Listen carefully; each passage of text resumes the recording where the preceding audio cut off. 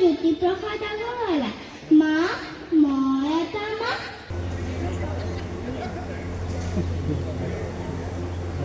আমি আমার শ্রদ্ধাঞ্জলি অনুষ্ঠানের ফলে আগবাড়ি তার মধ্যে আজকে আমার বন্ধুবর্গ গ্রুপে আমার মাঝে উপস্থিত আছে দেগাঁও কমলদৰা মহাবিদ্যালয়েৰ প্ৰাক্তন অধ্যক্ষ ডক্টৰ ভৰত কুমাৰ ঠাকুৰ স্যাৰ মালিয়াৰ্প গ্ৰুপে আমাৰ মাঝে উপস্থিত আছে বিশিষ্ট সমাজকৰ্মী বোকাখাটৰ পৰা শ্ৰীযুত মহাবীৰ প্ৰসাদ আগৰৱালা ডাঙৰীয়া আৰু বিশিষ্ট অতিথি ৰূপে আমাৰ মাজত উপস্থিত আছে আমাৰ সাৰাক অভিনন্দন যাচিবলৈ এখন ছেলেৰে সাৰাক অভিনন্দন যাচিবলৈ তাম আমাৰ মহাবীৰ দাক অভিনন্দন জনাব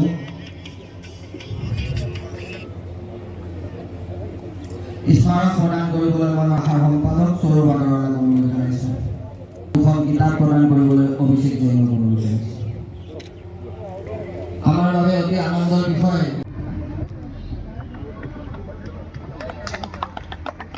যেহেতু বাইদেউ হু লেখকো গতিকে আমি আৰু তিনিখন কিতাপো বাইদেউ প্ৰদান কৰিব বিচাৰিছোঁ মই আমাৰ সম্পাদক দেৰগাঁও শাখা সৌৰভ আগৰৱালা আৰু প্ৰতীক কালিকা অনুৰোধ জনাইছোঁ আগবাঢ়ি আহিবলৈ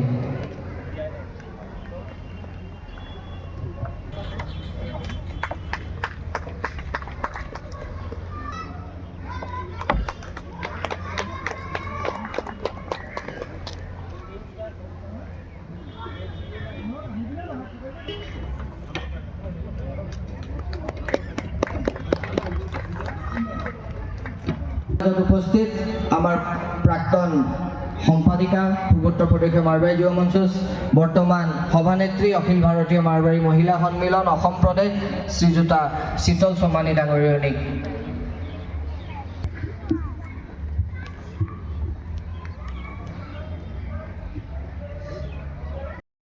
বেলেগ মই আমাৰ উপাধ্যক্ষ প্ৰেম প্ৰকাশ পাৰিক আৰু প্ৰশান্ত গোয়েংকাক অনুৰোধ জনাইছোঁ আগবাঢ়ি আহি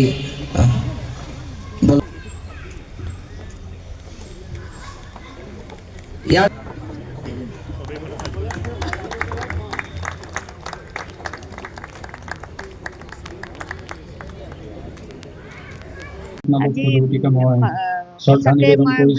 খুব ভাল লাগিছে আৰু আনুষ্ঠানিকতা ৰক্ষা কৰি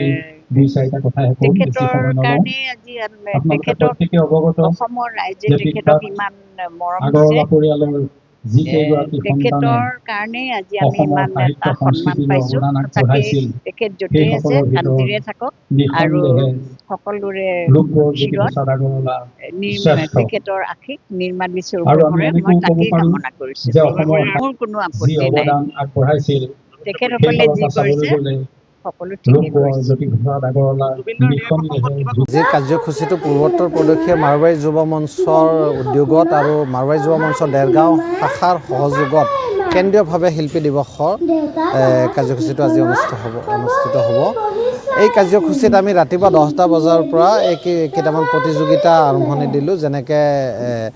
চিত্ৰাংকন প্ৰতিযোগিতা আছে পয়ট্ৰি প্ৰতিযোগিতা আছে এতিয়া আপুনি দেখা পাইছে যে চলি আছে আৰু 2:30 বজাৰ পৰা আমি মুকলি সভা ৰাখিছোঁ মুকলি সভাত আমাৰ জয়শ্ৰী বাইদেউক নিমন্ত্ৰণ দিয়া হৈছে তেখেতৰ লগত ডক্টৰ জ্যোতিলেখা বাইদেউ উপস্থিত হ'ব আৰু গুৱাহাটীৰ পৰা গোপাল জালান তেওঁ লেখক হয় তেখেতে উপস্থিত হ'ব আৰু বিভিন্ন ঠাইৰ পৰা কিছুমান বিশিষ্ট ব্যক্তিসকলকো আমি ইয়াতে আমন্ত্ৰণ দিছোঁ বিশেষকৈ কবিতাৰ প্ৰতিযোগিতা আৰু চিত্ৰাংকন প্ৰতিযোগিতা কৰা হৈছে তাৰ বাহিৰে মুকলি সভাত বিশিষ্ট ব্যক্তিসকলৰ সম্বৰ্ধনাটো আমি শুনিম আৰু ইয়াৰ পিছত আপুনি বঁটা বিতৰণ হ'ব আৰু সন্ধিয়া সাংস্কৃতিক সন্ধিয়া অনুষ্ঠিত হ'ব তাতে বিশেষ আকৰ্ষণীয় হ'ব যে মাৰৱাৰী সমাজৰ মাৰৱাৰী লেডি মাতৃশক্তিসকলে আজি আপুনি তেওঁলোকক ষ্টেজত জ্যোতি সংগীত গোৱাটো দেখা পাব সেইটো খুব ধুনীয়া হৈছে আৰু যিসকল ব্যক্তিক নিমন্ত্ৰণ দিয়া হৈছে তেওঁলোকে সকলোৱে এই ভাষা সংস্কৃতি সমাজৰ লগত জড়িত তেওঁলোকক লগত লৈ শিল্পীসকলক লগত লৈ আজিৰ দিনটো আমি স্মৰণ কৰাটো অতি আৱশ্যক সেইটো উদ্দেশ্য লৈতো আমি উত্তৰ প্ৰদেশীয় মাৰবাৰী যুৱ মঞ্চৰ উদ্যোগত মাৰবাৰী যুৱ মঞ্চৰ দেৰগাঁও শাখাৰ সৌজন্যত আজি প্ৰথমবাৰৰ বাবে দেৰগাঁৱত কেন্দ্ৰীয়ভাৱে আমি সুযোগ পাইছোঁ যে এই শিল্পী দিৱস আয়োজন কৰিব পাৰোঁ। সৰ্বপ্ৰথমে আমি সমূহ দেৰগাঁওবাসীৰ ৰাইজক অশেষ ধন্যবাদ দিব বিচাৰিছোঁ, যি ধৰণে তেখেতসকলে আমাক সহায় সহযোগিতা আগবঢ়াইছে। আজি কাৰ্যসূচীৰ প্ৰথম বেলাত আমি চিত্ৰাংকন প্ৰতিযোগিতা আৰু কবিতা আবৃত্তি প্ৰতিযোগিতা আয়োজন কৰিছিলোঁ। দ্বিতীয় পৰ্যায়ত আমাৰ আজি শ্ৰদ্ধাঞ্জলি অনুষ্ঠান হৈছে, বন্তি প্ৰজ্বলন হৈছে আৰু মুকলি সভা খন্তেক পাছতে আৰম্ভ হ'ব। মুকলি সভাত আমাৰ বিশিষ্ট অতিথি ৰূপে আমাৰ মাজত উদ্বোধক ৰূপে উপস্থিত আছে জ্যোতিপ্ৰসাদ আগৰৱালাৰ জীয়েক জয়শ্ৰী চলিহা বাইদেউ, লগতে বিশিষ্ট নিৰ্দিষ্ট বক্তা ৰূপে আমাৰ মাজত উপস্থিত আছে জ্যোতিলেখা হাজৰিকা বাইদেউ ডাঙৰীয়নী, আৰু তেখেতৰ লগতে বিভিন্ন প্ৰান্তৰ পৰা আজি মাৰোৱাৰী যুৱ মঞ্চৰ সদস্যবৃন্দ আমাৰ ইয়াত উপস্থিত হৈছে। বিভিন্ন বিশিষ্ট ব্যক্তিসকল উপস্থিত আছে।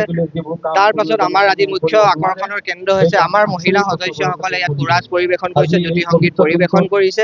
লগতে গধূলি আমাৰ সাংস্কৃতিক অনুষ্ঠান আছে। আমি সমূহ ৰাইজৰ সহায় সহযোগিতাৰ কামনা কৰিছোঁ। ধন্যবাদ।